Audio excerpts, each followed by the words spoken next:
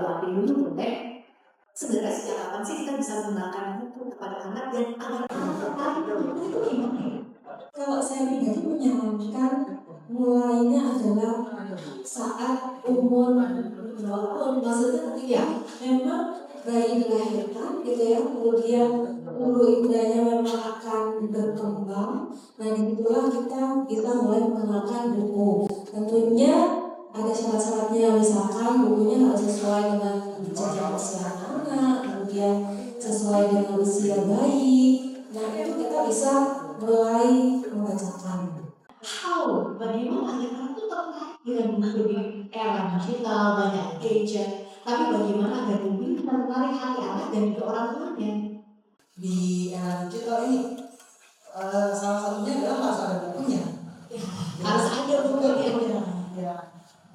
Kalau misalnya waktu bikin anak mainan, salah satunya yang lebih banyak itu isinya buku, gitu ya. Maka oleh anak buku itu dilihat sebagai mainan, gitu. Jadi ya harus ada bukunya sih, supaya dia tertarik. Kemudian modeling. Jadi kalau dia lihat parentsnya sering bolak-balik buku, senang sama buku itu, setiap kali membacakan kayaknya seru gitu ya, pasti dia jadi tertarik gitu. Dan selambat mungkin memperkenalkan digital. Sebagai guru, ini aku mungkin ada dua perspektif ya. Sebagai guru dan sebagai orang tua. Karena aku juga sekarang usia 3 tahun dan sangat suka baca buku. Kalau dari guru tuh biasanya memang buku-buku yang saya pakai sepakat seperti yang tadi Bu Wati sampaikan ya. Saya benar-benar ambil bukunya tuh yang lebih banyak justru gambarnya daripada teksnya. Karena kebanyakan anak kalau udah melihat teks yang panjang, mereka stres duluan gitu ya. Jadi saya selalu cari buku-buku yang memang dari covernya itu juga udah menarik gitu. Waktu itu sempat dapat sumbangan buku juga banyak. Saya secara pribadi mengajukan gitu ya di Litara, waktu itu Litara Foundation. Terus dapat lumayan 14 buku buat di kelas gitu. Iya, jadi akhirnya murid juga semangat karena biasanya mungkin buku-buku yang sering mereka temui justru buku pelajaran. Sedangkan kan yang kita inginkan kesenangan membaca dulu gitu ya. Bukan karena membaca kalau buku pelajaran kan karena memang mereka harus mengetahui sesuatu gitu. Tapi kalau membaca kesenangan kan kita mau menumbuhkan minatnya dulu gitu ya, ketertarikannya dulu terhadap bacaan. Betul. Ini itu sangat disampaikan Bu dari tadi bahwa anak itu menganggap itu sebagai mainan ya, tertarik saya sama buku.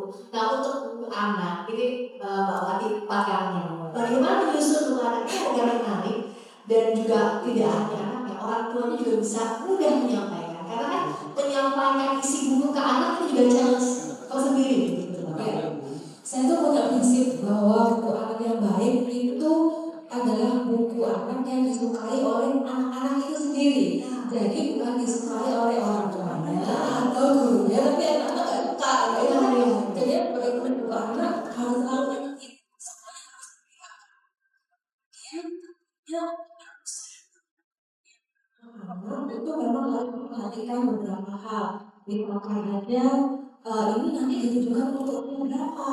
Jadinya pasti hal yang mungkin terlihat ya, kalau ayah dan bunda melihat-lihat bentuk, biasanya panjang pendeknya itu akan berbeda. Gitu. Sementara kalau tulis berpikir, oke aku tulis untuk PAUD, jadi pengetahuan kata, pengetahuan kalimat itu makin rendah bidangnya, makin murah bidangnya.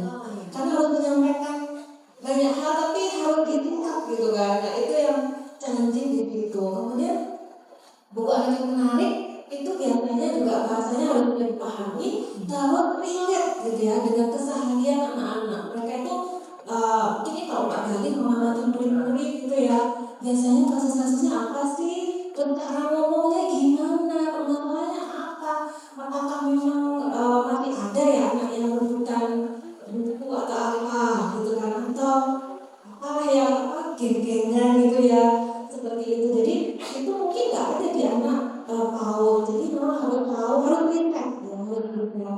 Kemudian visual itu sangat penting untuk buku anak. Makanya buku anak terus buku anak berkolaborasi dengan ilustrator. Jadi saya nggak bisa gambar sendiri, ini bisa bahaya kalau saya gambar Putri Duyung nanti jadinya pisang gitu. Jadi nanti nggak sesuai dengan teksnya, jadi harus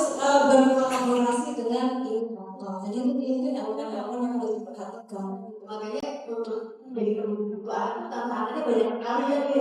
Iya. Wah, cerita apa yang mau dibawa juga Mbak. Ya, tapi kalau sudah cinta ya, cinta menulis itu nggak kerasa sih. Jadi kayak pekerjaannya tuh berhayal terus. Itu luar biasa. Berdoa dari cinta ya. Jadi kalau pas lagi ngelamun gitu ya, berarti lagi itu ya berimajinasi cari ide. Karena yang ngelamun aja gitu ya. Kadang ngelamunnya sama penulis setidaknya cari inspirasi gitu. Karena enggak sih ada kosong juga. Nah, untuk menumbuhkan cinta itu gimana Mbak Mia? Pengalaman dengan mulai dulu. Tentu kalau di saya tuh kita memang ada teknik membaca nyaring gitu. Jadi biasanya di awal tahun pembelajaran kan fokusnya adalah bangun empati dulu nih supaya salah satu kesepakatan belajar kita perlu paham setiap orang itu datang dari latar belakang beda-beda dan termasuk latar belakang kemampuan belajar. Jadi ada yang mungkin yang belajarnya lebih cepat, ada yang mungkin perlu pelan-pelan gitu. Nah, salah satu caranya adalah dengan membacakan buku yang memang temanya tentang itu tadi empati. Saya membaca nyaring, jadi di awal masuk, jadi hari pertama tuh anak-anak duduk melingkar, nggak pakai bangku, gitu ya, di bangkunya kita saya ajarin ke tembok, itu duduk melingkar, terus saya bacakan secara nyaring. Gitu. Biasanya kalau saya lihat yang common ya adalah orang tua tuh melihat bahwa membaca itu adalah sebuah persyaratan masuk SD.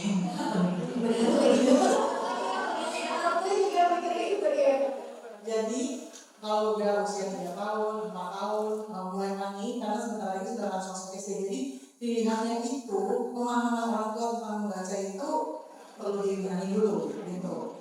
Kalau itu adalah sebuah persyaratan, jadinya waktu anak usia 3, 4 tahun, 5 tahun itu dikejar terus teknik membaca, tekniknya doang gitu ya. Begitu anaknya sudah bisa melafalkan kata, sudah bisa baca satu kalimat pendek dengan 3 kata, sudah aman, lolos, sudah bisa masuk SD. Habis itu sudah tugas membaca dan perkembangan membaca dia karena dipikir sudah bisa baca. Itulah kesalahan menurut saya yang paling sering saya lihat gitu ya. Terus kemudian membaca dijadikan sebagai hukuman atau konsekuensi. Ya, so like misalnya anaknya bisa melakukan kesalahan, oke hukumannya oke kamu baca, masuk belakang baca sengaja gitu. Jadi membaca itu udah benar-benar Iya. Tapi hukuman gitu.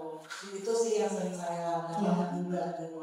Nah, jadi itu yang harus orang tua juga lihat bahwa jadikanlah membaca itu bagian keseharian dan juga hal dicintai anak, itu yang harus dilakukan orang tua. Nah, tapi untuk membantu anak misalnya fokus saat membaca, ini juga kan susah gampang susah. Nah, kalau dari Mbak Gali, bagaimana membantu anak agar fokus? Kadang-kadang misalnya dia membaca tapi kemana-mana. Nah, itu bagaimana? Iya, ini mungkin nyambung juga dari yang Ira tadi sampaikan, yang kadang orang tua tuh belum paham adalah tentang kegiatan tentang membaca. Jadi membaca itu kan kalau kita ngomongin membaca pasti bayangannya tulisan, huruf gitu ya. Tapi pra membaca itu sebenarnya dimulai itu dari gambar, simbol-simbol. Jadi kalau kita misalnya sama anak-anak melihat simbol-simbol di jalan itu kita udah memantik dia juga untuk menyukai kalau sebutannya itu kesadaran cetak gitu ya, brain awareness. Jadi itu sebenarnya juga bisa jadi fokus. Nah kalau mungkin di anak-anak murid itu kan mereka sekarang udah kelas 4 ya, jadi kayaknya udah nggak dini lagi untuk memulai intervensi. Nah yang aku lakukan justru ke anakku yang memang dari dia masih di dalam kandunganku pun aku udah bacakan dia buku. Jadi waktu pas dia kemudian lahir itu yang baca buku tuh berdua, dan aku sama suamiku selalu heboh banget gitu ya. Jadi yang satu jadi tokoh apa gitu ya. Jadi kita memang suaranya kita beda-bedain, kadang juga melenceng dari ceritanya gitu. Nah itu kemudian berlanjut, akhirnya memang stimulasi yang kita berikan sesuai dengan tahap usia perkembangan dulu. Jadi memang kalau misalnya dia baru 1 tahun ya kami kasihnya buku-buku yang board book yang tebal gitu ya. Terus juga kadang ada yang kain, jadi ambil sorry juga latihannya sorry. Nah tanpa sadar ternyata itu membantu fokus juga gitu. Karena kan awalnya dia melihat visual-visual ya, jadi gambar-gambar yang kontras. Apalagi kalau memang anak usia yang masih di bawah 1 tahun tuh disarankannya buku-bukunya yang kontras. Jadi itu melatih juga sensori visualnya gitu ya. Terus kemudian nanti bertahap gitu kami berikan buku membaca, tapi juga ada aktivitasnya. Jadi kayak contoh tempel-tempel gitu ya, yang pakai perekat atau kayak kancing-kancing, resleting dan sebagainya.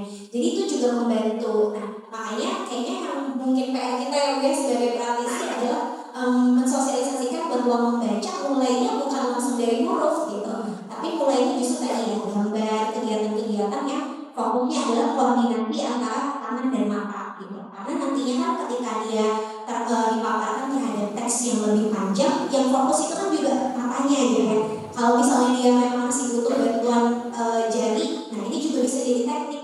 Ketika kita membacakannya dengan anak, kita bisa sambil pakai jari tunjukin kalimatnya. Yang mana ini Kalimatnya yang mana? Tadi Bu Wati sampaikan satu kalimat satu halaman itu sebenarnya ada peraturannya juga Bu di Kemdikbud kalau misalnya kita mau nulis buku untuk anak, dan itu juga disosialisasikan ke guru-guru khususnya guru-guru kan 1, 2, 3 ya yang ahli anak-anak di transmisi dari PAUD ke sekolah dasar.